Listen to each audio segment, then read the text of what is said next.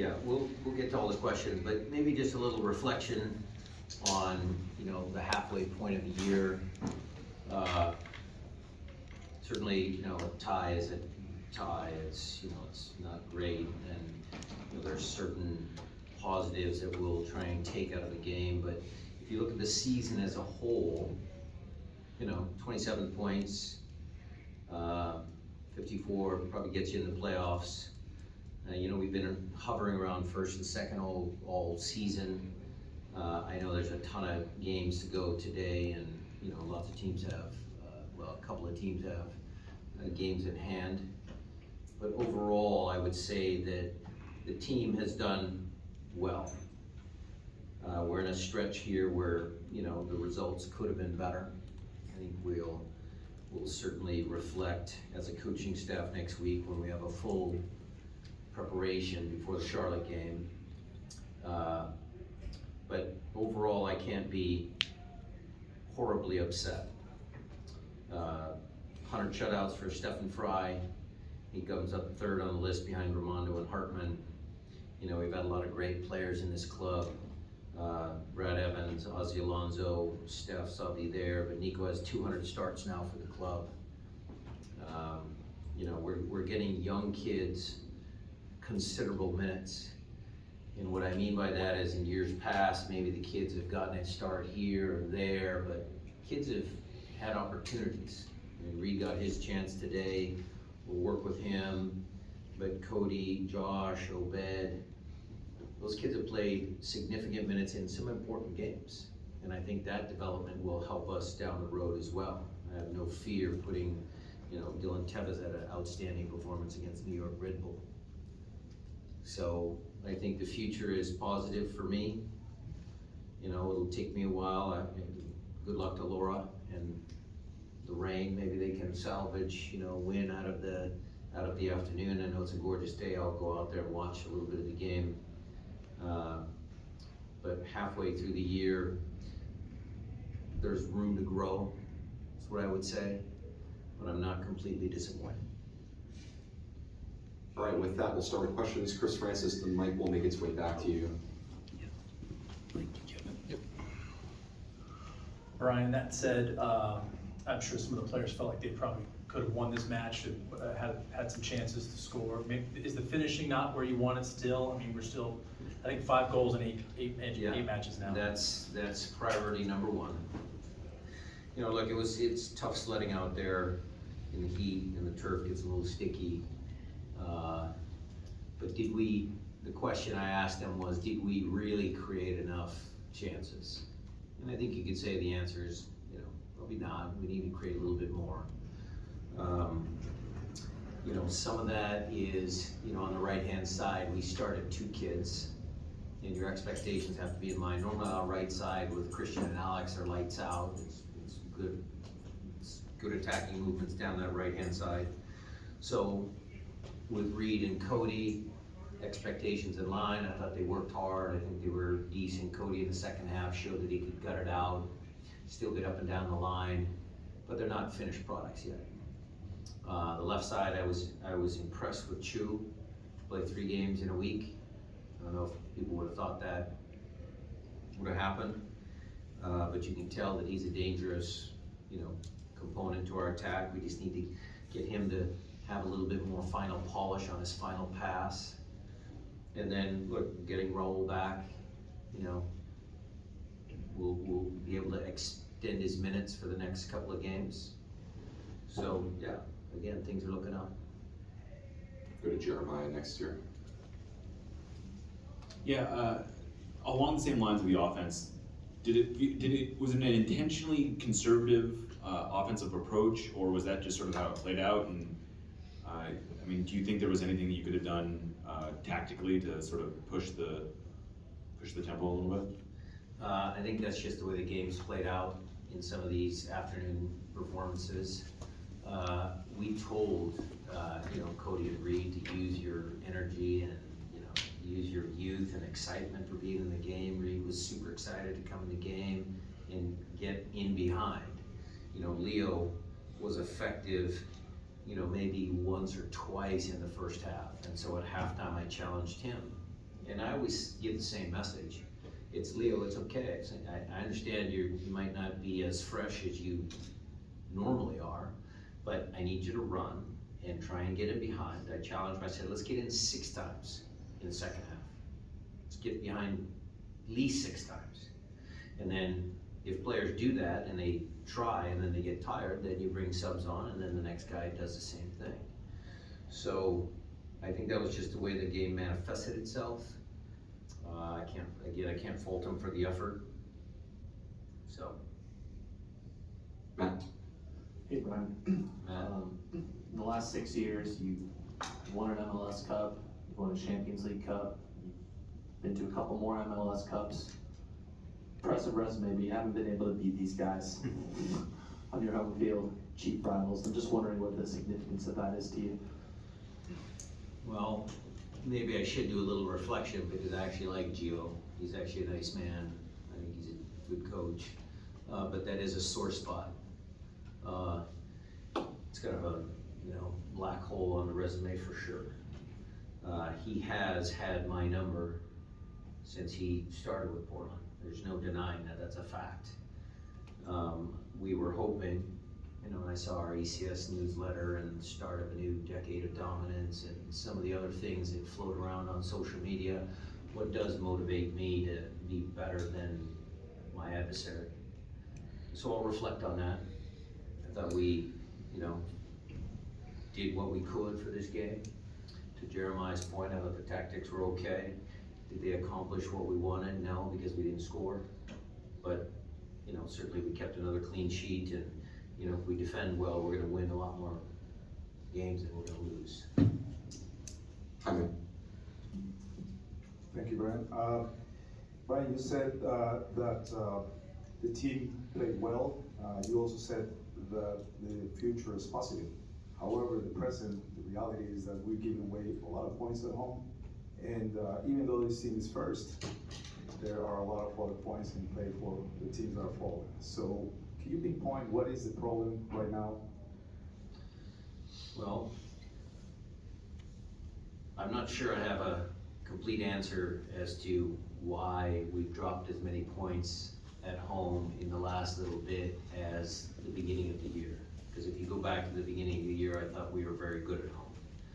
We had talked about, making Lumen Field more of a fortress, and teams last year had come in and, stole points off us, or teams came in and had confidence that they could win here. And, I think the message tonight was about mentality, gutting out a win, hopefully against our arch rival. And we didn't accomplish that. You are correct. The facts are we've dropped points, but I believe in the process that we have. I think getting Raul back healthy, I think getting Christian back healthy will help. I think Christian's a big part of the squad. It was similar when we lost JP last year after the Champions League final. And I say that with a caveat because we are a team sport. And so I can't blame wins or losses or credit wins or losses to, one player, because the rest of the team has to perform. But yeah, we will continue to try and, fine tune our attacking movements, see if we can't add anything, and see if we can't start scoring some goals. Tim Booth? Hey, Brian. Just wanted to ask what you made of Christian's 33 minutes, 35 minutes that he got. And you kind of touched on it there, but what will his presence add for you guys as he gets back into full fitness? Yeah, we'll take him a little bit slow. I don't know if you guys noticed, but we didn't have him, go up for headers. We wanted to be a little bit careful there. We're trying to shift Cody up a line so he could attack the ball. Other things defensively, his responsibilities changed. As he gets back up on his feet, you'll see the same Christian Roldan that we've grown to love. He just needs a couple games under his belt. So again, my expectations for Christian was to give everybody a boost. I think that happened. I think the crowd enjoyed seeing him back on the field. It was his birthday today, so we joked a little bit that, before the game, after the game, we couldn't, get him the 3 points for his birthday. But, he's a great young man and a tremendous soccer player. Nico? Just wanted to get your thoughts on starting Freddie today. How that you feel like that manifested himself in the game, and then your thoughts on Cody Baker and how in that second half you seem to really release him a little more, allow him a little more freedom. Sure. So with Freddie, I thought, maybe we could get a little bit of magic out of Freddie. He's been in enough Cascadia rivalry matches. That was the decision to start him, and instead of a Bear, Raul was still on a time limit as far as minutes are concerned. And Cody, I mean, the kid's competitive. I mean, you saw that little tussle. I didn't see the exact aftermath of when the guy fouled him deep down the corner, but I know Cody didn't like it, and he let his feelings show, and I appreciate that. Sticking up for himself. As far as unleashing him, it's just the way we play tactically, that the left side's different than the right. So Nuhu tucks around and we build with three. The right back in our system does get higher up the field, so that's tactical. Right here. What are your thoughts on Trell Paulo's performance today and playing pretty hard? Good, always influential. I say this all the time, he's the one player that makes everybody better. Starting lineup, how much Which grace one? do you give, the starting lineup? Or just the rotating starting lineup, how much grace do you give to the situation that you're in right now, to the fact that you've had to change a lot of different positions for a lot of different games? Well, it's never ideal, Jada, but it's MLS. I mean, Alex took the 5th red card, so that's one. Reed was in there for Dylan Tevez, who was in there for, Christian Roldan, for Jordan Morris because of injury. So really, I mean, the starting lineup had 2 changes. And for, this particular game, I felt that was the lineup that could, help us win. All right, over to Zoom quickly, Charlie. Thanks. Just a question about Rui Diaz. I know it's been a stop and start, injury riddled kind of year for him. Where is he at now? Do you feel like he's at or near a trajectory to get back to his best? Well, he again just needs some consistent minutes to build his fitness. The international break is actually coming at not a good time. I'd like to get Raul some more minutes during games. So we've got the game against Charlotte, then we'll be shut down for a while, then the game against LAFC, and we'll get him back up there. And as far as his minutes are concerned, that's just we're being precautious with his minutes because of the history of hamstring injuries. But look, he's ready to go. He's ready to play. He tells me he can play 90 minutes. So we'll slowly start building him up. Thanks. Yeah, thank you. That was next week. Thank you, Felipe. Look, that was a tremendous moment for our club, a great achievement for the players that are in that locker room. I wish LAFC the best. I hope they win. I think back-to-back MLS champions, I think, is a good thing. But my reflection on the CCL championship is, was one of the high points of our club's history. Coach, with the international break up against us, some of the players, such as Ned, who has been called into the national team, how do you balance being able to send him and allowing him to participate in his national team's camps, knowing that he's coming back from a very serious condition? Well, we have not made a final decision as to whether Nuhu is participating in that friendly against Mexico and San Diego. That falls outside the window. And we will have a conversation, and Craig has had conversations in the background with people from Cameroon, so we'll make that decision here next week. That's kind of on how you feel the team's ability to deal with the press coming from the other side and playing out of the back as developed over the course of the season.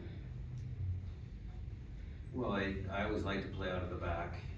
I think it's always good when you have confident players. I think our 3-2 build-out shape is good. A little bit deeper, a little bit closer to Steph. It starts out as 4, the fullback's a little more shallow, and then we try and get into that shape. So overall, again, I think it's good. Deeper than we're used to seeing them sit, is that accurate, or how would you describe the way you wanted to use them? I'd have to look at that, I'll have to get Tyler to look at their, average positions on the field. That's not by design. Actually, when we extended possessions against Portland, I thought you saw Albert and JP, one of them, higher up the field, and that was our intent.